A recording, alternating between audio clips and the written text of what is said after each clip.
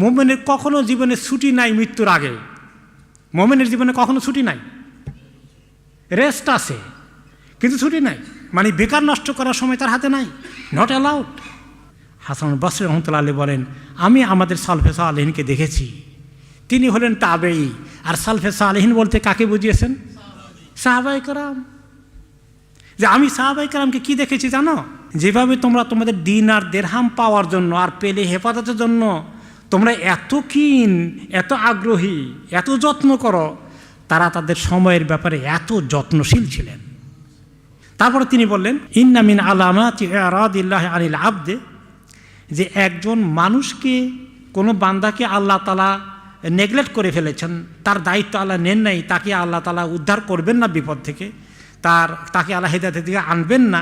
আন ইয়াজা শুগলাহু ফীমা লা ইয়ানি, তাকে এমন আকামে ব্যস্ত রাখবেন যেটা দরকার নাই। কিছু লোক আছে এত ব্যস্ত, আসলে কি কোনো বড় কোনো কাজ নাই। খুযলানা মিনাল্লাহি আযজা ওয়া জাল, আল্লাহ তাআলা তাকে ছেড়ে দিয়েছেন, আল্লাহ তাকে মানে ইগনোর করে ফেলেছেন, তার দায়িত্ব নেন নাই, এটা তার প্রমাণ যে আকামে ব্যস্ত আছে। এগুলা শোনার পরে এখন এই মোবাইল ফোনে কতক্ষণ থাকা লাগবে? আর আজকে আমাদের সবচেয়ে বড় ক্ষতি কিন্তু এটা করছে।